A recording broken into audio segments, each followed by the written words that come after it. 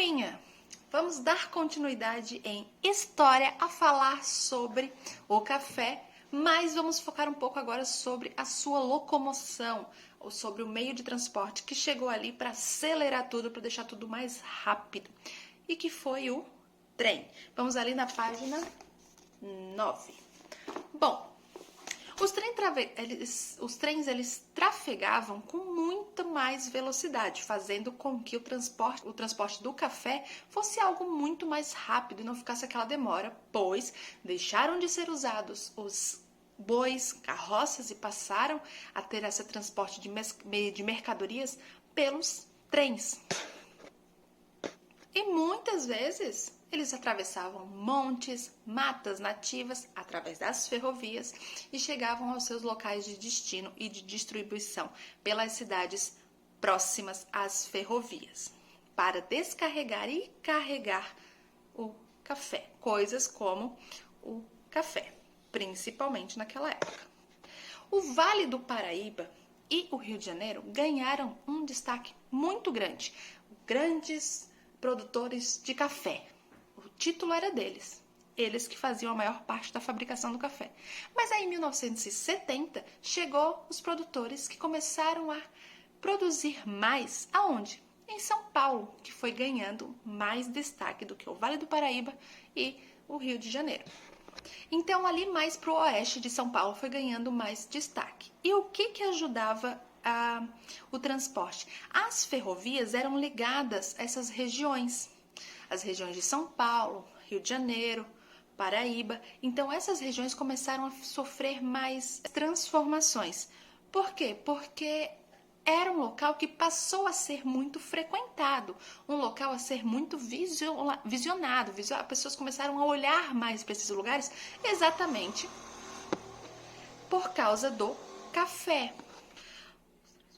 Os trens faziam o mesmo trajeto várias vezes, por muitas vezes. E isso fazendo com que levasse até os portos. Onde é que são os portos? Onde encontravam-se os navios. E isso facilitou e fez com que o café, juntamente com outras mercadorias, que é onde já era a produção do Brasil, começassem a ser exportados. Então, o café não ficava só aqui pelo Brasil. O café produzido pelos brasileiros também começou a ganhar o mundo afora. Eles iam de trem até os portos, chegando no porto, eram colocados nos navios, carregados e mandados para fora do nosso país. Quando os trens começaram a ser mais utilizados, quando eles começaram a ter um tráfego maior, essas quantidades de horário, passando várias vezes, não transportavam apenas mercadorias, começaram a transportar pessoas também que precisavam ir de um lugar para o outro. E quando a gente falou ali em cima que ele passava montes e matas, bom, o que quer dizer?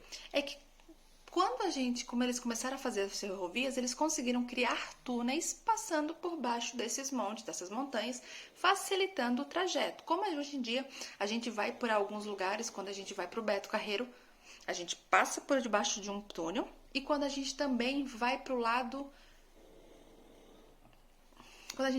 da ilha, quando a gente está saindo ali, passa a ponte e vai reto, a gente passa por baixo de um túnel. Ou seja, para facilitar, foram criados túneis para facilitar a passagem das pessoas. A passagem dos trens hoje em dia, veículos, carros, motos, pessoas, tudo para facilitar a locomoção das pessoas e diminuir também caminho, porque senão a gente teria que dar a volta ao invés de passar pelo meio. Naquela época onde começou a ser exportado o grão de café, o Brasil começou a ser conhecido como o grande produtor do café. Quando se pensava em café, pensava-se no nosso país. E esse produto começou a ser exportado tanto para a Europa como para os Estados Unidos, ganhando um mercado bem maior, bem mais gigantesco. Então, com toda essa visualização, o Brasil começou a ser visto como um grande produtor do café.